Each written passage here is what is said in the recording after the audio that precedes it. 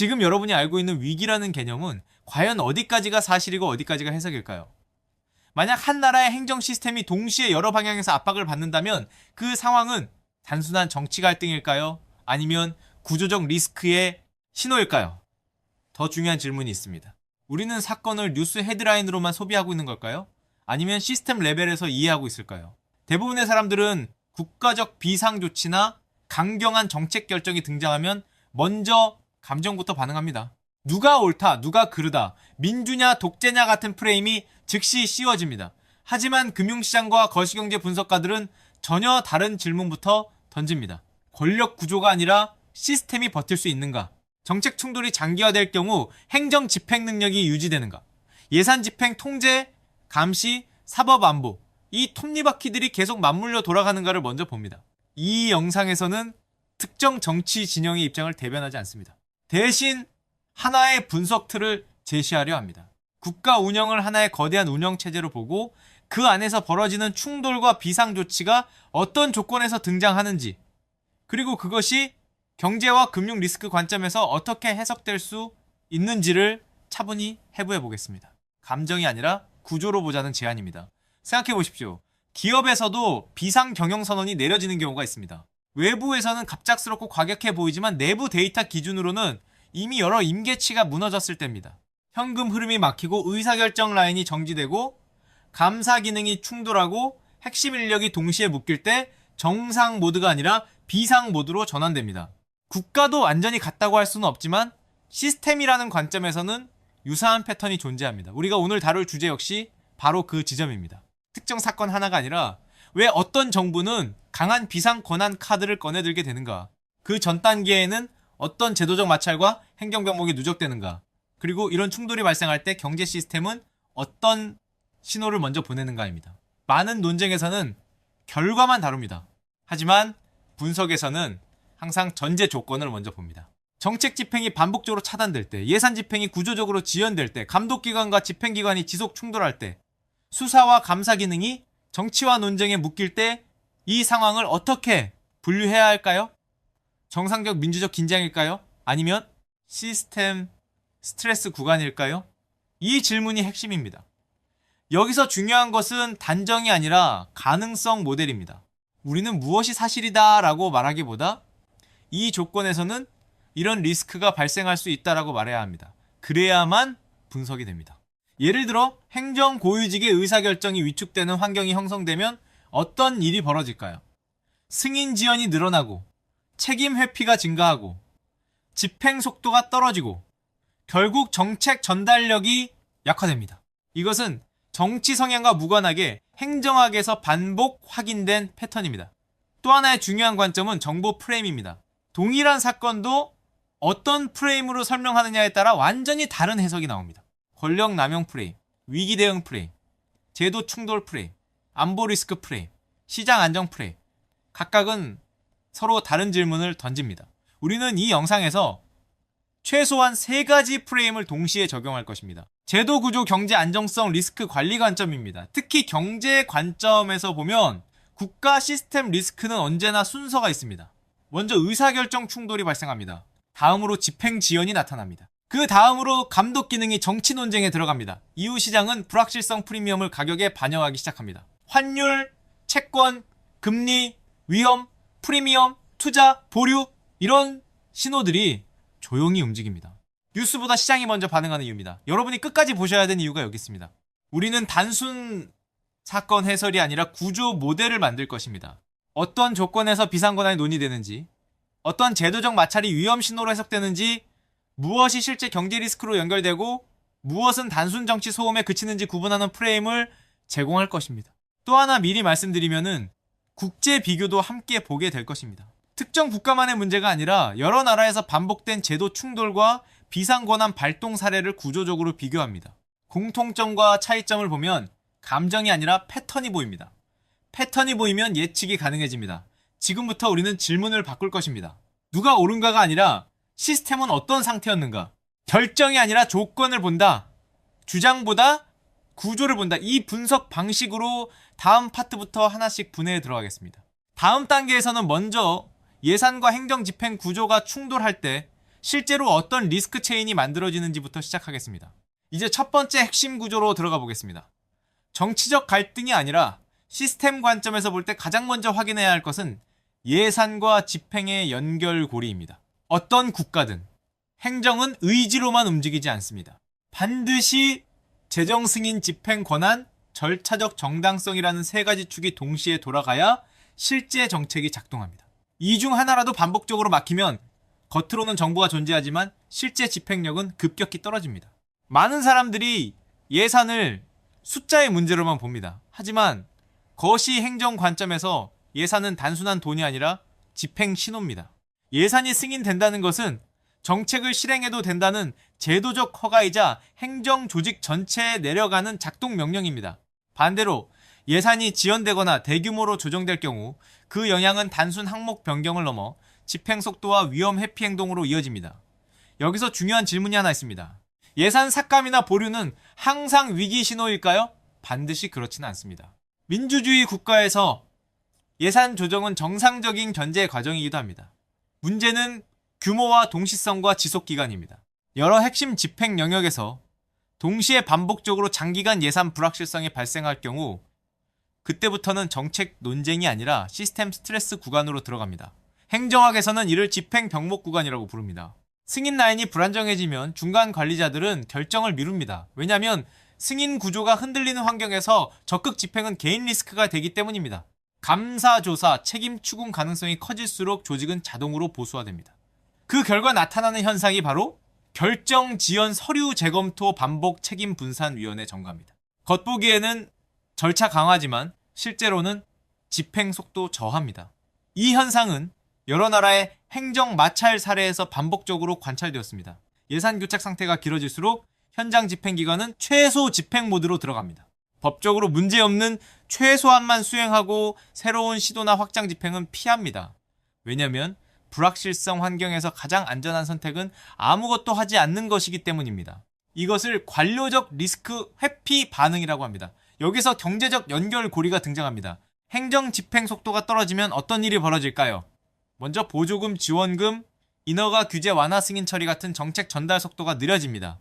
기업은 대기 상태에 들어갑니다. 투자 집행이 늦어지고 계약 체결이 보류됩니다. 민간 부문은 정부 결정을 기다리며 현금 보유를 늘립니다. 시장에서는 이것을 정책 지연 프리미엄이라고 부릅니다. 불확실성이 비용으로 가격에 반영되기 시작하는 단계입니다. 재난 대응과 치안 감독 수사 같은 영역도 같은 구조를 가집니다. 많은 분들이 이런 영역은 예산과 무관하게 항상 작동한다고 생각하지만 실제로는 그렇지 않습니다. 긴급 대응 시스템일수록 평시 준비 비용이 필요합니다. 장비 유지, 인력 훈련, 정보 시스템, 외주 계약, 비상 조달 라인 모두 사전 예산 기반입니다. 집행 불확실성이 커지면 준비 수준이 낮아지고 대응 속도가 느려지는 경향이 나타납니다. 다만 여기서 우리는 반드시 균형 있게 봐야 합니다. 예산 조정이 곧바로 기능 마비를 의미하지는 않습니다. 많은 경우 제도는 완충 장치를 가지고 있습니다.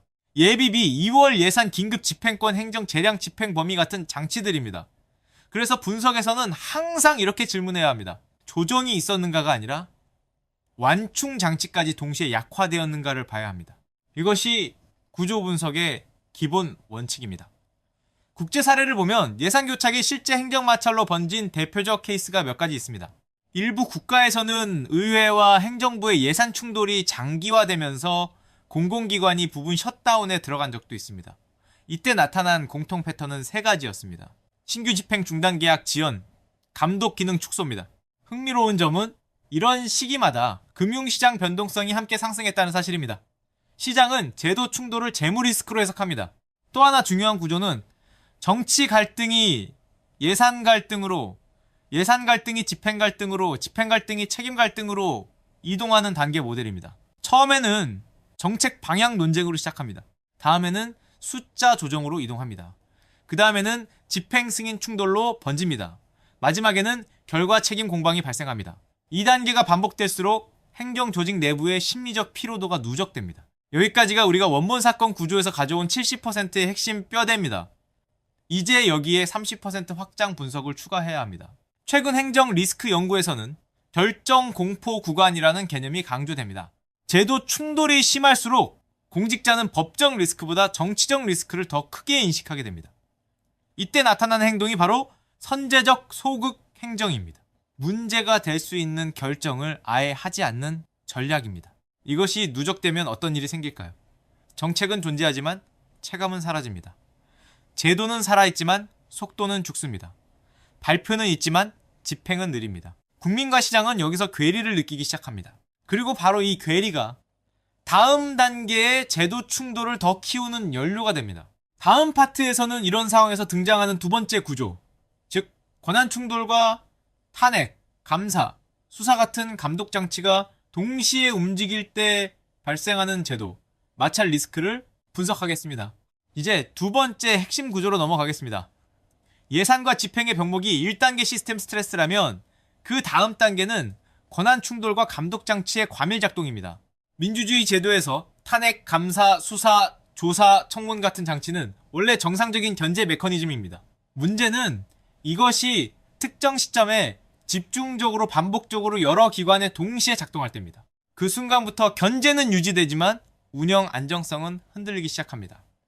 먼저 원칙부터 정리해 보겠습니다. 견제 장치는 많을수록 좋은가? 이 질문에 대한 제도 설계의 답은 균형이 맞을 때만입니다. 견제가 약하면 권력 남용 리스크가 커지고 견제가 과밀하면 의사결정 정지 리스크가 커집니다. 제도 설계의 핵심은 언제나 속도와 통제의 균형입니다. 브레이크가 없는 차도 위험하지만 브레이크만 있고 가속이 안 되는 차도 목적지에 도달하지 못합니다. 권한 충돌이 심화되는 구간에서는 세 가지 현상이 동시에 나타납니다. 첫째, 고위 의사결정자의 법적 노출도가 급격히 올라갑니다. 둘째, 정책 판단이 사후 책임 중심으로 재해석됩니다. 셋째, 조직 전체가 방어적 기록 문화로 이동합니다. 쉽게 말해 결정보다 기록을 먼저 남기는 조직이 됩니다. 이것은 감사 대비 행동 패턴입니다. 행정연구에서는 이를 감사 그림자 효과라고 부릅니다. 감사와 조사 가능성이 높아질수록 공직자는 정책 효과보다 사후 해석 위험을 더 크게 계산합니다. 그래서 혁신적 결정, 빠른 승인, 예외 적용이 줄어듭니다. 대신 매뉴얼, 반복, 유권해석 요청위원회 회부가 증가합니다. 책임이 분산될수록 개인 리스크가 줄어들기 때문입니다. 여기서 중요한 구분이 하나 필요합니다. 감독이 많다는 것과 감독이 정치화되었다는 인식이 퍼지는 것은 다릅니다. 실제로 정치화되었는지 여부와 무관하게 그렇게 인식되는 순간 행동 패턴은 변합니다. 시장도, 관료도, 기업도 인식에 반응합니다. 리스크는 현실뿐 아니라 기대에도 의해 가격에 반영됩니다. 이것이 기대 기반 리스크 모델입니다. 원본 구조에서 우리가 가져온 70% 핵심 논리는 바로 이 지점입니다. 감독 장치가 대량으로 연속적으로 고위직 레벨에서 작동할 경우 행정 속도는 구조적으로 둔화될 수 있다는 주장입니다. 우리는 이 주장을 단정이 아니라 조건문으로 바꿉니다. 만약 고위 의사결정 라인이 반복적으로 조사 탄핵 직무정지 절차에 들어갈 경우 정책 집행 연속성 리스크가 상승할 수 있다. 이것이 분석 표현입니다. 그럼 실제로 집행 연속성이 왜 중요할까요? 국가는 프로젝트 단위로 움직이지 않습니다. 정책은 연속 파이프라인입니다. 승인 집행, 감독, 수정, 재집행의 흐름입니다. 이 라인에서 중간 노드가 자주 교체되거나 장기간 공백이 생기면 공식 문서는 남아있어도 비공식 판단 네트워크가 끊깁니다. 행정은 문서보다 맥락으로 움직이는 부분이 크기 때문입니다. 국제 비교를 보면 이 현상은 정치 체제가 다른 나라에서도 반복되었습니다. 특정 시기에 감독 절차가 급증하면 공통적으로 나타나는 지표가 있습니다. 고위직 결제 소요 시간 증가, 부처 간 협의 기간 확대, 법률 해석 요청 건수 급증입니다. 이것은 정책 갈등이 행정 마찰로 번졌다는 간접 신호로 해석됩니다. 이제 30% 확장 분석을 추가하겠습니다. 최근 제도 리스크 연구에서는 과잉 견제 구간이라는 모델이 등장합니다. 견제가 누적될수록 오히려 책임성이 떨어지는 역설 구간이 있다는 이론입니다. 이유는 간단합니다. 모두가 서로를 견제하면 최종 책임자가 흐려집니다. 집단 책임은 종종 무책임으로 귀결됩니다. 결정이 계속 상위 검토로 올라가고 최종 서명자가 사라지는 현상입니다. 이 구간에서 나타나는 또 하나의 특징은 정책의 사법화입니다. 정치와 행정의 갈등이 법률 판단 영역으로 계속 이동합니다. 그러면 시간축이 길어집니다. 법적 판단은 원래 느리기 때문입니다. 속도가 느려지면 시장과 현장은 불확실성을 더 오래 견뎌야 합니다. 이 기간이 길어질수록 리스크 프리미엄이 누적됩니다. 기업과 투자자 관점에서 보면 이 단계는 규제 예측 가능성 저하로 읽힙니다. 규칙이 자주 바뀐다기보다 규칙 적용 결과를 예측하기 어려워지는 상태입니다. 동일한 규정이라도 누가 해석하느냐, 어떤 분위기에서 적용되느냐에 따라 결과가 달라질 수 있다고 느껴지면 투자 결정은 보류됩니다. 이것을 규제 불확실성 할인이라고 부릅니다. 또 하나의 긴장 요소는 기관 간 신뢰 약화입니다. 감독기관과 집행기관 사이의 신뢰가 떨어지면 정보 공유가 줄어듭니다. 공식 보고는 늘어나지만 비공식 협력은 줄어듭니다. 숫자는 많아지지만 속도는 느려집니다. 시스템은 더 투명해 보이지만 실제로는 더 경직됩니다. 이것이 구조적 아이러니입니다. 여기까지가 권한 충돌과 감독 과밀 작동이 만들어내는 제도 마찰 리스크 모델입니다. 우리는 아직 옳고 그름을 말하지 않았습니다. 대신 조건과 패턴을 정리했습니다. 다음 단계에서 중요한 질문이 등장합니다. 이런 제도 마찰이 안보 인식 지정학 리스크 투자 흐름과 연결될 때 시장은 어떻게 반응하는가입니다. 다음 파트에서는 국가 리스크와 자본 흐름이 연결되는 구조를 분석하겠습니다. 이제 세 번째 구조로 넘어가겠습니다. 앞에서 우리는 예산과 집행, 병목, 그리고 권한 충돌과 감독 과밀이 행정 시스템에 어떤 마찰을 만드는지 살펴봤습니다. 그렇다면 다음 질문이 나옵니다. 이런 제도적 마찰은 언제부터 경제 리스크로 해석될까요?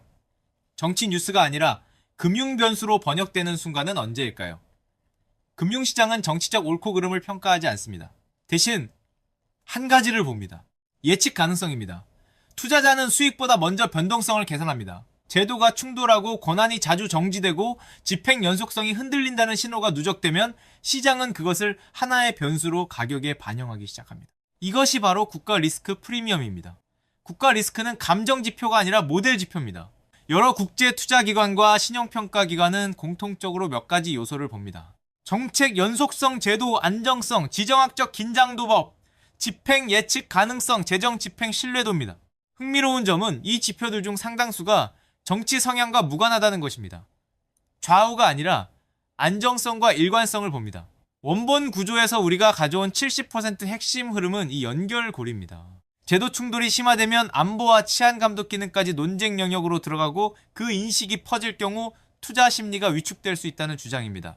우리는 이것을 다시 조건 모델로 바꿉니다. 만약 국가 핵심 기능 영역까지 지속적 충돌 프레임에 들어갈 경우 외부 투자자는 리스크 계수를 상향 조정할 가능성이 있다. 이것이 분석 표현입니다. 그럼 시장은 구체적으로 무엇을 통해 이런 신호를 읽을까요?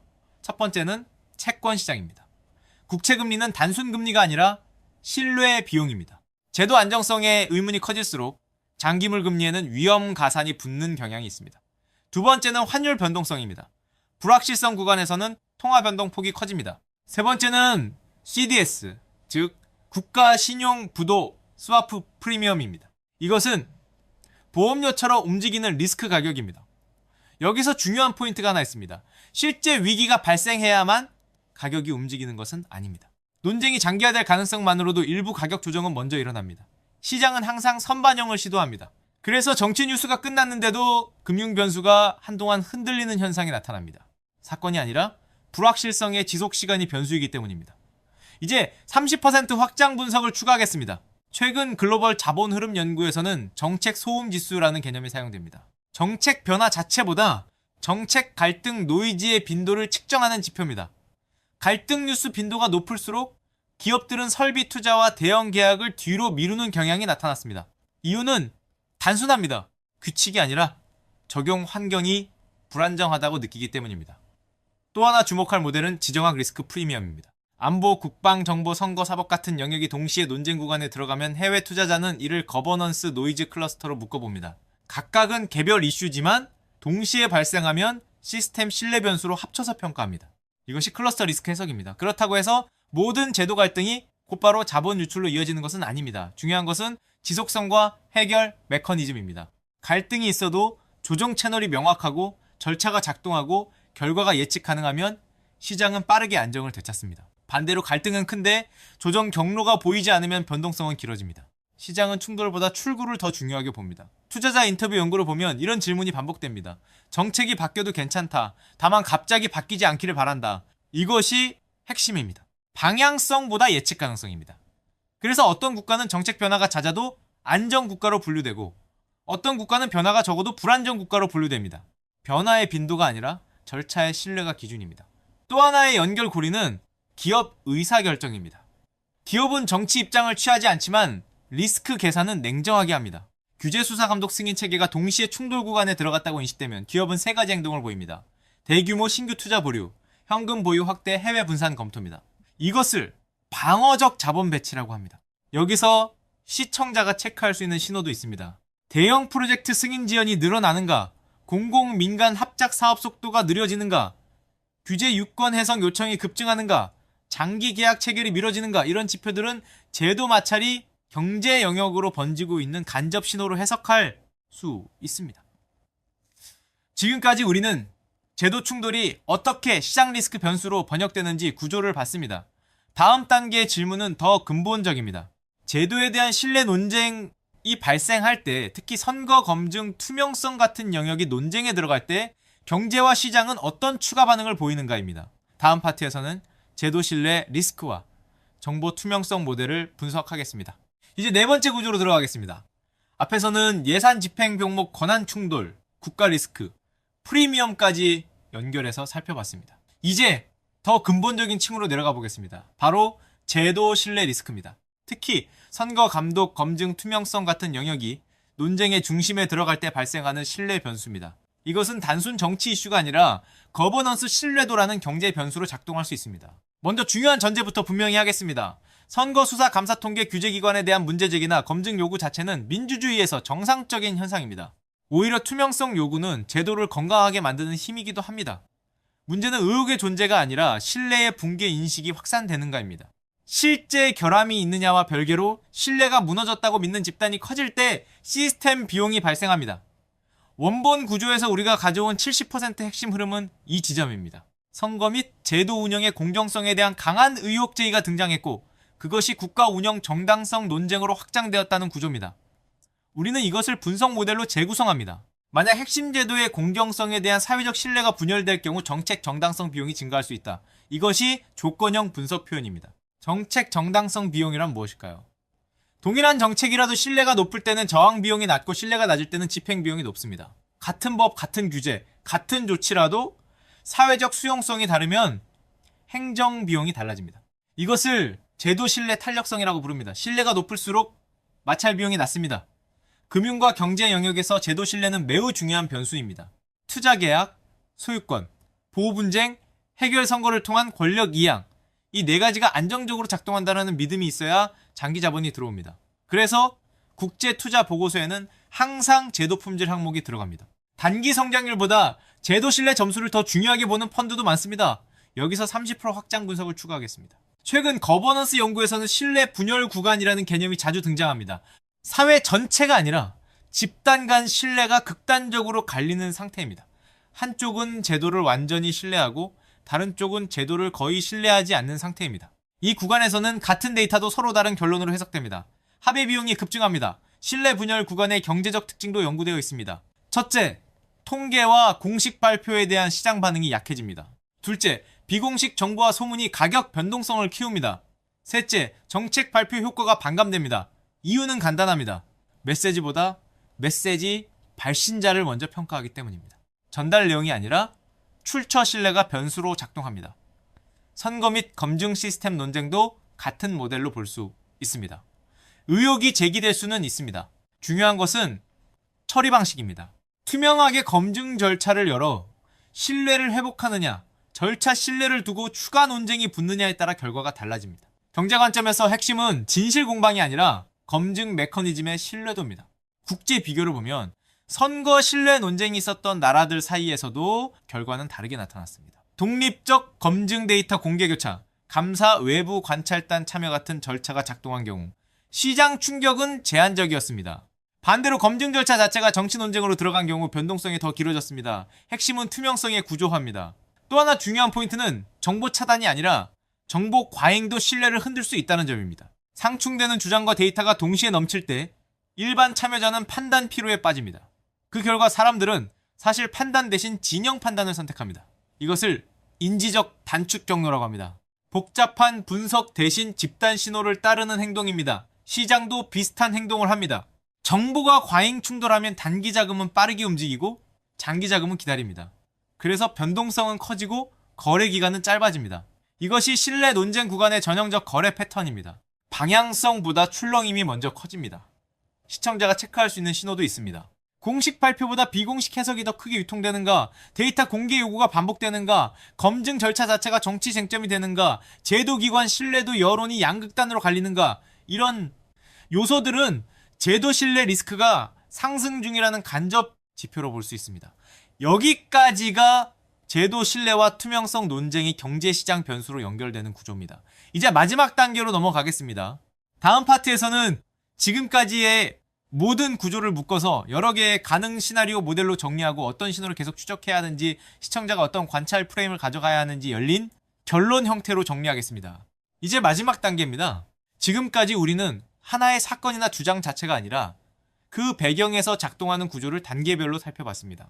예산과 집행 병목, 권한 충돌과 감독 과밀 국가, 리스크, 프리미엄 제도, 신뢰 변수까지 연결해서 분석했습니다. 이제 이 모든 요소를 하나로 묶어 시나리오 모델로 정리해 보겠습니다. 결론을 단정하지 않고 가능한 경로들을 나누어 보는 방식입니다. 첫 번째 시나리오는 제도 마찰이 조정 메커니즘 안에서 흡수되는 경로입니다. 이 경우 정치적 충돌과 감독 절차가 계속 존재하더라도 조정 채널이 작동하고 절차가 예측 가능하게 유지됩니다. 예산 승인 루트가 복구되고 고위 의사결정 공백이 빠르게 메워지고 검증과 감사가 일정한 규칙 안에서 진행됩니다. 이 시나리오에서는 시장 변동성은 단기 확대 후 점진 안정 패턴을 보입니다. 리스크 프리미엄이 붙었다가 서서히 빠집니다. 이 경로의 핵심 신호는 세 가지입니다. 결정 지연 기간이 줄어드는가, 기관 간 공동 발표가 늘어나는가, 절차 일정이 공개되는가입니다. 갈등이 있어도 로드맵이 보이면 시장은 안심합니다. 이 투자자는 완벽한 합의보다 예측 가능한 일정표를 더 신뢰합니다. 두 번째 시나리오는 제도 충돌이 장기 교착으로 굳어지는 경로입니다. 감독조사, 탄핵 소송 검증이 계속 이어지지만 결론 속도가 매우 느린 상태입니다. 예산과 집행은 최소 작동은 하지만 확장 집행이 어려워집니다. 고위직 의사결정이 계속 보수화되고 공무조직은 방어 모드에 들어갑니다. 이 경우 경제에는 저속 마찰 비용이 누적됩니다. 성장률이 급락하지는 않지만 활력이 떨어집니다. 이 시나리오의 신호는 반복 패턴입니다. 같은 종류의 충돌이 계속 재발하는가, 임시 조치가 상시화되는가, 결정이 위원회와 재검토로 계속 순환하는가입니다. 시장에서는 이런 구간을 대기 구간으로 분류합니다. 자금이 완전히 빠지지는 않지만 크게 들어오지도 않습니다. 관망 자본이 늘어납니다. 세 번째 시나리오는 신뢰 논쟁이 제도 전반으로 확산되는 경로입니다. 선거 통계 감독, 사법 규제 기관까지 신뢰 공방에 들어가는 경우입니다. 이때는 정책 내용보다 제도 정당성 논쟁이 중심이 됩니다. 집행 하나하나가 정당성 논쟁과 함께 묶입니다. 이 구간에서는 정책 효과가 약해지고 메시지 전달력이 떨어집니다. 시장에서는 변동성 클러스터가 형성됩니다. 여러 변수가 동시에 흔들립니다. 이 경로의 핵심 신호는 신뢰 지표 분열입니다. 동일 제도에 대한 신뢰도가 집단별로 극단적으로 갈리는가, 공식 데이터보다 비공식 해석이 더 큰 영향력을 갖는가, 검증 요구가 상시 이슈가 되는가입니다. 이 단계에서는 투명성 설계가 결정적 변수가 됩니다. 독립검증 데이터 공개 교차 점검 구조가 작동하면 복구가 가능하고, 그렇지 않으면 변동성이 길어집니다. 이제 여기서 30% 확장 분석을 추가합니다. 개인과 기업, 시청자가 실제로 가져갈 수 있는 관찰 프레임입니다. 거시 리스크를 볼 때는 사건이 아니라 연결 신호를 봐야 합니다. 단일 뉴스보다 반복 패턴을 봅니다. 세 가지를 계속 추적하면 도움이 됩니다. 집행 속도 절차, 투명성, 결정, 연속성입니다. 이 세 지표가 개선되는지 악화되는지를 보면 구조 방향을 읽을 수 있습니다. 개인 차원에서는 정보 소비 방식도 중요합니다. 주장형 정보와 데이터형 정보를 구분해야 합니다. 주장에는 진영이 있고 데이터에는 방법이 있습니다. 데이터를 볼 때는 출처, 산식, 비교 기준이 있는지를 확인해야 합니다. 검증 가능한 정보인지가 핵심입니다. 이것이 인지 리스크 관리입니다. 기업과 투자 관점에서는 분산과 단계의 집행 전략이 자주 사용됩니다. 불확실성 구간에서는 대응 결정을 여러 단계로 나누고 조건부 집행을 설정합니다. 이것은 공포가 아니라 관리 전략입니다. 리스크는 피하는 것이 아니라 가격을 매기고 관리하는 대상이기 때문입니다. 이 영상의 목적은 특정 결론을 강요하는 것이 아니었습니다. 대신 판단 도구를 제공하는 것이었습니다. 비상조치, 강경 정책, 제도 충돌 같은 큰 사건을 볼 때 감정 프레임만으로 보지 말고 구조 프레임으로도 함께 보자는 제안이었습니다. 조건을 보고 연결을 보고 패턴을 보는 방식입니다. 마지막으로 정리하겠습니다. 첫째, 제도 충돌은 곧바로 위기를 의미하지 않지만 반복과 동시성이 높아지면 시스템 스트레스 신호가 됩니다. 둘째 시장은 정치 입장이 아니라 예측 가능성과 절차 신뢰를 가격에 반영합니다. 셋째, 신뢰 논쟁 구간에서는 투명한 검증 구조가 가장 강력한 안정장치로 작동합니다. 결론은 열어두겠습니다. 어떤 시나리오로 갈지는 단일 사건이 아니라 앞으로의 절차 조정 투명성 설계에 달려 있습니다. 그래서 우리는 계속 구조를 관찰해야 합니다. 사건이 아니라 신호를 보는 습관이 필요합니다. 다음 분석에서는 실제 지표와 체크리스트 모델을 가지고 더 구체적인 리스크 모니터링 방법을 다루겠습니다.